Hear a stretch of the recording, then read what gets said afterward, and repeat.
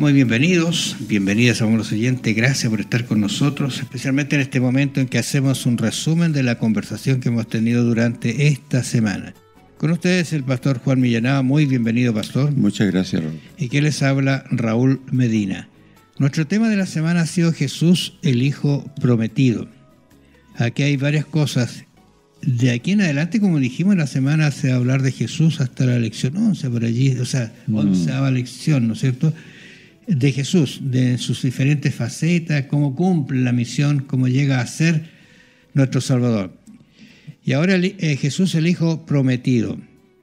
¿Qué te parece, Juan, si echas una miradita al texto de Hebreos? ¿Cómo no? Ahí en Hebreos 1, versos 2 y 3 dice: en estos postreros días nos ha hablado por el Hijo. En esta expresión, por estos postreros días, yo creo que le hicimos un análisis razonable, ¿no es cierto?, que significa el fin de las eras de la Iglesia del Antiguo Testamento para dar paso, después de esos postreros días, a la Iglesia cristiana que llamamos, ¿no es cierto? Pero quisiera llamar la atención a la expresión por el Hijo, porque fíjate que es muy destacable el hecho de que este pronombre por su Hijo o por el Hijo, como quieran ponerlo, no es encontrado en el texto, ni siquiera es encontrado este pronombre en los manuscritos más antiguos, ¿no es cierto?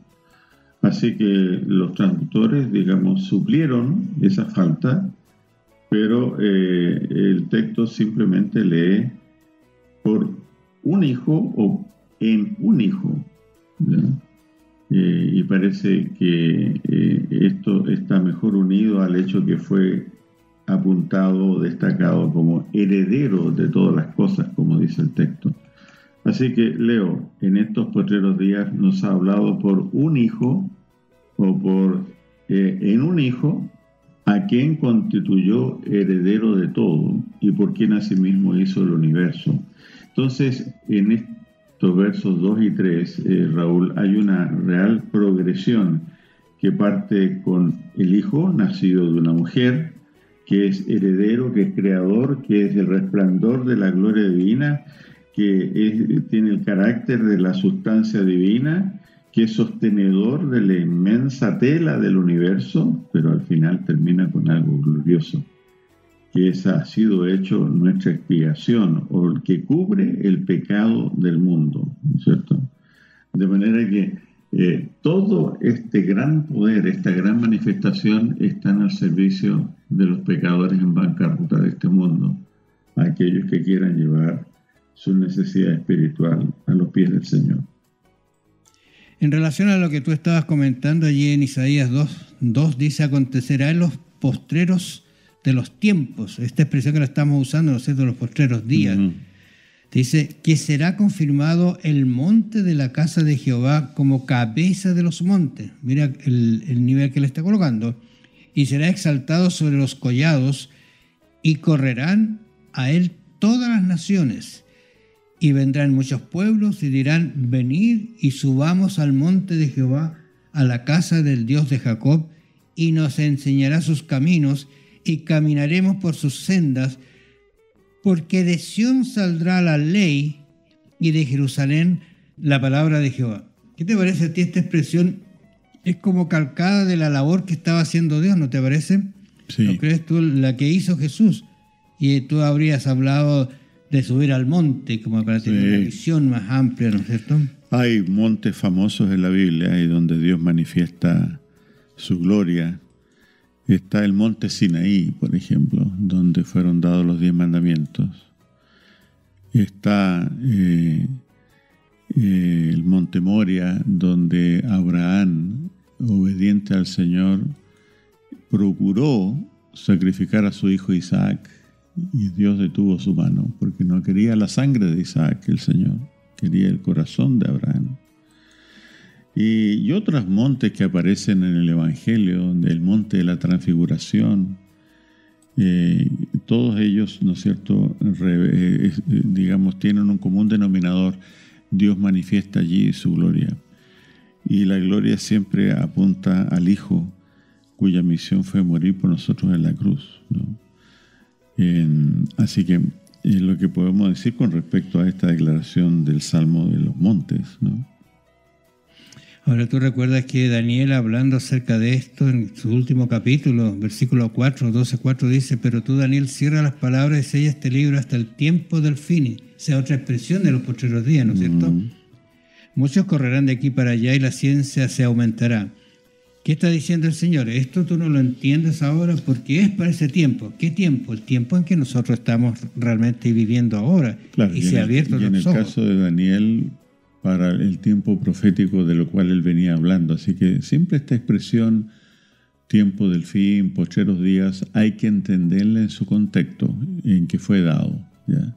Y ahí nunca tendremos inconveniente. Quizá pensando en lo que hablamos, Colosenses, Pablo hablando de Colosas les dice 2:15, dice: y despojando a los principados y a las potestades, mire qué grandioso esto, los exhibió públicamente, triunfando sobre ellos en la cruz. Esa es la expresión máxima de un Dios que viene, de un Dios que tiene las cualidades que hemos visto y que en los postreros días se ha mostrado como el Dios Salvador, culminando su ministerio allí en la cruz del Calvario.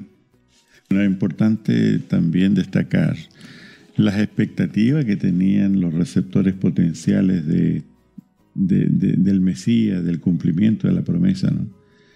Porque cuando Adán y Eva oyeron por primera vez la promesa de un Mesías, de un libertador, ellos naturalmente esperaban que se cumpliese rápidamente, ¿no? Y ellos pensaban que su primogénito era el Salvador, el libertador.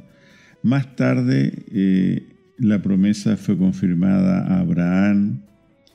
Se le dijo a él que tendría una simiente, un hijo a través del cual todas las naciones de la tierra serían bendecidas.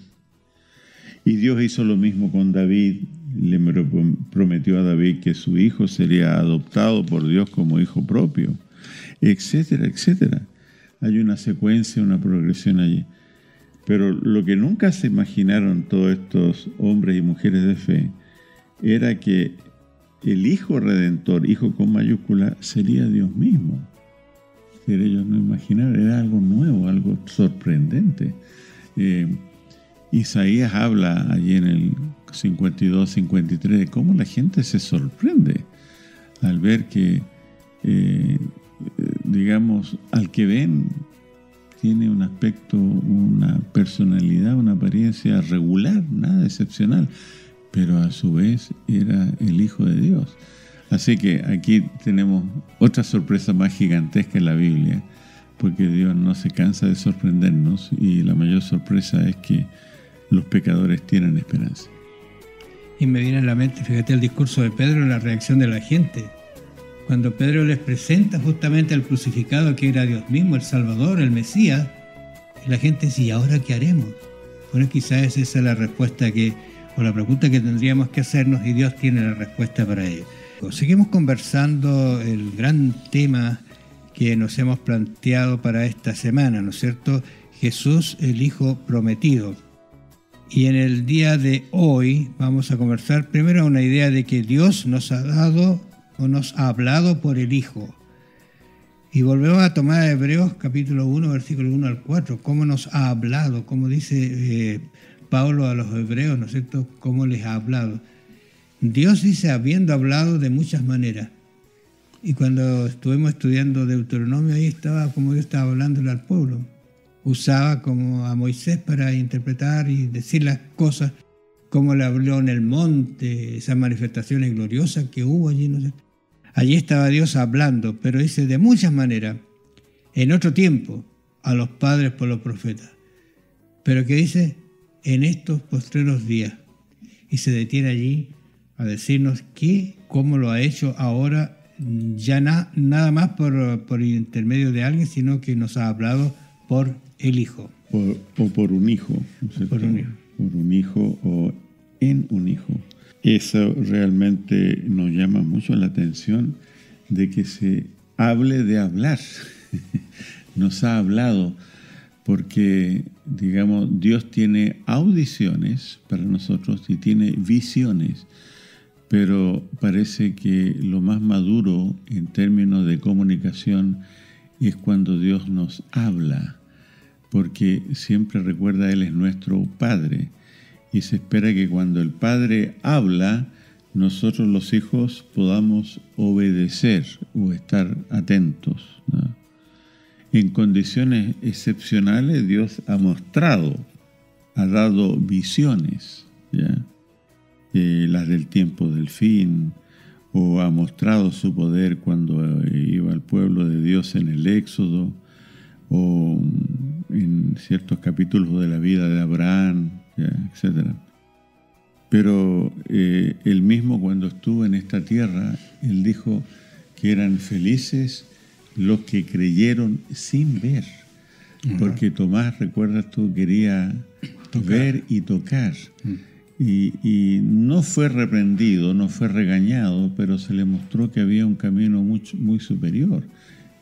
A veces Dios lo vemos hablando y repitiendo.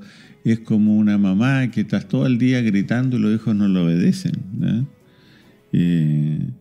Cuando uno escucha eso en el barrio, que la madre grita todo el día, significa una cosa, que los hijos no le llevan el apunte ni obedecen. Y Dios a veces, en una situación incomprensible, repite y repite y repite la misma cosa, porque nosotros parece que estamos solos. O nos entra por un lado y nos sale por el otro, como decimos acá. Entonces, la relación más madura, me parece a mí, con Dios, se vincula con el hecho de que Él hable y nosotros obedezcamos. O, bueno, desobedezcamos, pero tengamos una reacción. Ahora, este texto de Hebreos 1, 1 y 2 nos habla de tiempo, fíjate, porque de Moisés hasta Malaquías más o menos son unos 1000 años, en que Dios estuvo hablando constantemente, dirigiéndose, usando, ¿no es cierto?, y dando directrices. Pero después se produce, y he siempre pensado, un silencio de 400 años. Yo no sé si para Dios los tiempos no corren, ¿eh? Es Dios muy paciente, tiene sus tiempos y tiene los momentos de oportunidad. O tal vez fue, Raúl, un marco, generar una expectativa, generar un ambiente para llegar a un momentum, ¿no es cierto?, en que Dios se revela a través del Hijo.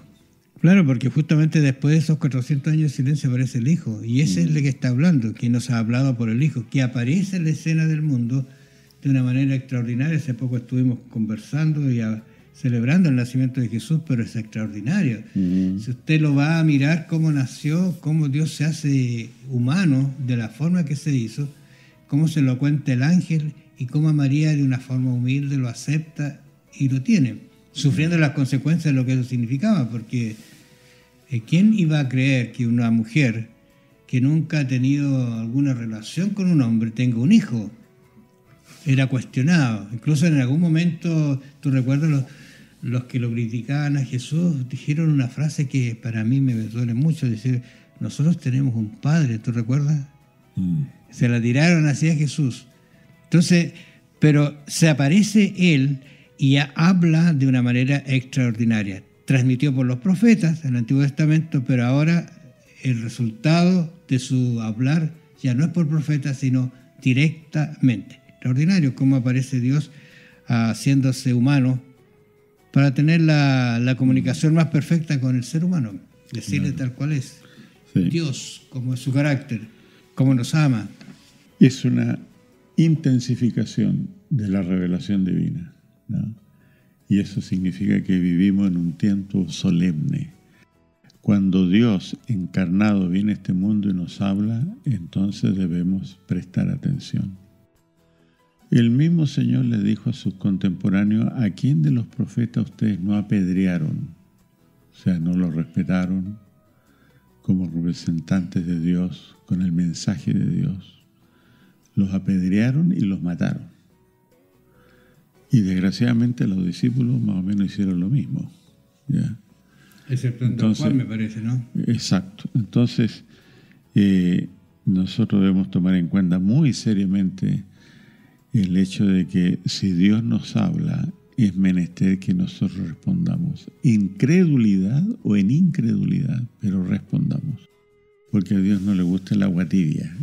Quiere que seamos caliente o frío, pero no tibios, ¿no?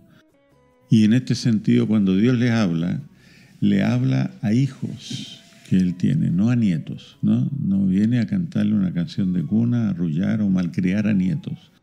Viene a disciplinar, a formar el carácter de sus hijos. Y es fundamental entonces que nosotros tengamos una apropiada relación, comunicación con nuestro Dios. Fíjate que Hebreos capítulo 2, versículo 10, cómo lo expresa Pablo aquí diciendo, porque convenía, esta expresión es bien interesante, tú recuerdas que era necesario, otra expresión muy linda que a veces en Juan, era necesario pasar por Samaria, pero necesario ¿por qué? Porque había un plan para salvar a alguien. Ahora, porque convenía a aquel a cuya causa son todas las cosas, vuelve a resaltar el potencial, lo que es Dios, y por quien todas las cosas subsisten, que habiendo de llevar muchos hijos a la gloria, perfeccionase por las aflicciones al autor de la salvación de ellos. En virtud de la salvación, haciendo todo eso el Señor. Extraordinarias expresiones. Esa expresión que tú dices, le era necesario, la expresión griega dei, nos habla de la fortaleza de la misión de Cristo, ¿no? Cómo Él cada día fortalecía su misión, o sea, concretar su misión, que consistió en morir en la cruz. Nuestro Señor marchó virilmente hacia la cruz cada día, y lo digo así porque cada día Satanás intentaba desviarlo, ¿ya? Así que una vez más tenemos un vislumbre de lo que costó nuestra salvación. Para el cielo todo, para nosotros nada es gratuito. Estamos expresando gratitud a Dios porque nos ha permitido estar con ustedes y transmitiendo estos programas tan maravillosos del libro de Hebreos. Jesús, nuestro hermano fiel, ¿no es cierto? Un tema extraordinario que estamos conversando. De aquí en adelante, este va a ser nuestro tema de la próxima semana, pero de aquí en adelante Jesús va a ser el centro de la descripción que va a hacer Pablo en su libro de Hebreos. El Hijo Prometido. ¿Qué les parece a ustedes si conversamos un poquito de este Hijo Prometido? ¿Por quién hizo el universo? O sea, el Hijo no es cualquier cosa. Sí. Es creador, sustentador, eterno, misericordioso. Y creador, lo que tú dices, es la primera característica que Dios tiene en la Biblia, ¿ya? Y eso es muy importante porque no solamente une el amor del Creador, que crea por amor seres humanos libres, pero también une poder. Así que no tenemos simplemente un abuelito, por ejemplo, con mucho amor, pero carente de poder, sino que tenemos un Dios lleno de amor y lleno de poder. Y eso es muy importante para nuestras victorias espirituales, saber que somos aceptos en el amado, pero también sabemos que el Señor tiene paciencia y poder para transformar el carácter nuestro, ¿ya? Porque si hay una cosa que al final, cuando llevan al cementerio a una persona, no van a mencionar cuánto dinero tuvo, cuántos autos 0 kilómetros tuvo o cuán linda era su mujer. Lo que van a mencionar era que era un buen hombre, un hombre o una mujer excepcionales. Tiene que ver con el carácter. Y por eso queremos que a veces las personas ya se aburren consigo mismas y se autoeliminan. Pero aquí el Señor nos dice que todo caso tiene esperanza cuando nos ponemos en las manos de un Dios que nos ama y un Dios que tiene poder.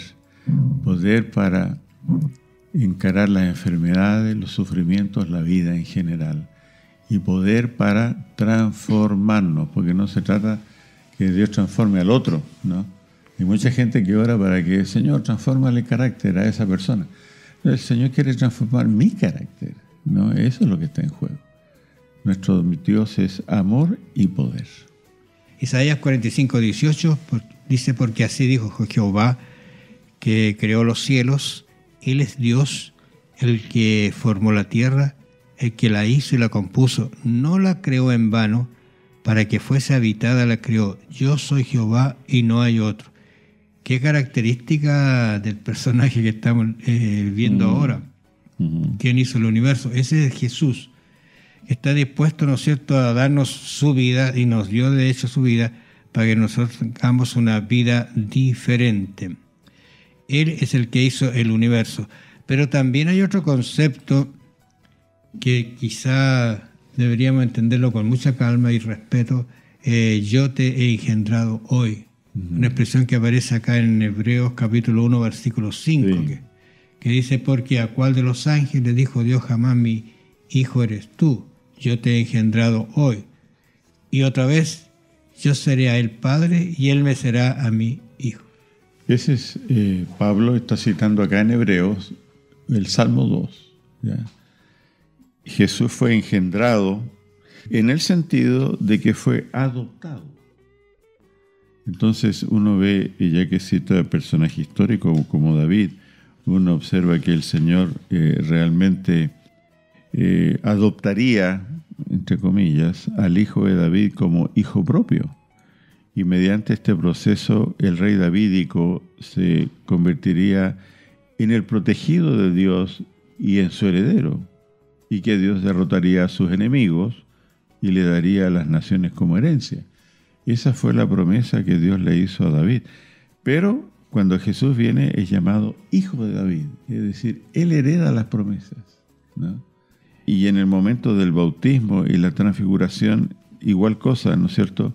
Fueron momentos en los cuales Dios identificó, anunció y respaldó a Jesús como su hijo. Tú eres mi hijo, sigue adelante, cumple tu misión al morir por la raza humana pecadora. De manera que la expresión engendrado significa adoptado en la misión, entronizado para la misión, ¿ya? Pero no tiene ninguna connotación biológica el término, ¿ya? Sino que manifiesta las facetas del ministerio salvador de Cristo por nosotros. Lucas 1:31 lo expresa de la siguiente manera: y ahora concebirás en tu vientre y darás a luz un hijo, y llamarás su nombre Jesús. Este será grande y será llamado Hijo de Dios o Hijo del Altísimo, y el Señor Dios te dará el trono de David su padre. La misma idea, ¿te fijas? Sí. La aislación. Lo prometió, lo está cumpliendo, pero ahora lo está cumpliendo en el que realmente es el que iba a salvar. Sí. Todos han hecho su labor, todos han hecho su anuncio, todos han dicho, hay un Salvador, pero aquí aparece naciendo como un niño, la forma en que Dios quiso manifestarse al ser humano. En el plan de la salvación, por supuesto, ¿te fijas? Son hechos que realmente nos ponen a prueba nuestra fe. Y Pablo vuelve a reafirmar cuando le habla a los romanos. Capítulo 1, versículo 3 dice, acerca de su Hijo, nuestro Señor Jesucristo, que era del linaje de David según la carne, que fue declarado Hijo de Dios con poder, según el Espíritu de Santidad, por la resurrección de entre los muertos. Pablo se lanza con toda la teología aquí de la salvación, hablando acerca de quién es este Jesús, nada menos que era el Hijo, y esta expresión aquí aparece con mayúscula incluso, y era del linaje de David. Interesante estas expresiones que están apareciendo acá, amables oyentes, que es bueno que usted las medite, las haga suyas. Y estoy pensando, por ejemplo, fíjese allí, mira dónde voy a ir, Mateo 3:17, la confirmación que se hace de él. Y hubo una voz de los cielos que decía, este es mi Hijo amado, en quien tengo complacencia. Se cumplió en ese nacimiento, en ese que se bautizaba, en ese que iba a andar y que caminó entre nosotros, nada menos que Hijo de Dios, el Hijo Dios mismo. Dice una autora que cuando Cristo se arrodilló en las riberas del Jordán después de su bautismo, los cielos se abrieron y el Espíritu descendió en forma de paloma y como oro bruñido lo circundó con su gloria y se oyó la voz de Dios que decía desde el cielo, este es mi Hijo amado, el cual tengo contentamiento. Y esas palabras, Raúl, legítimamente pueden ser aplicadas a una persona que está comenzando la vida cristiana. Muchas veces lleno de incertidumbre, iré a ser fiel al Señor, voy a permanecer en este camino. Pero nadie necesita sufrir por el hecho de lo que estoy diciendo, sino en vez de mirar problemas, mire la solución. Y ahí está la solución, que el Señor nos diga, tú eres mi hijo, yo te voy a ayudar, yo te voy a sostener con mi mano derecha para que siga adelante en tu misión. Entonces, no solamente el Señor le dice estas palabras a su hijo para confirmarlo en su misión, sino que a toda persona que tiene una misión en la vida, el Señor le dice lo mismo. Son palabras para la humanidad. Son palabras para un joven, para seguir en su enseñanza media, en la universidad. Son palabras para recién casados. Son palabras para padres que tienen su primer hijo y que tiemblan ante la responsabilidad de desarrollar un carácter a la semejanza de Jesucristo en ese hijo. Las palabras están dirigidas a la humanidad en general. Bueno, amables oyentes, ha sido grato estar con ustedes. Los invitamos para la próxima semana a nuevas audiciones de su programa Diálogo Bíblico. Que el Señor los bendiga.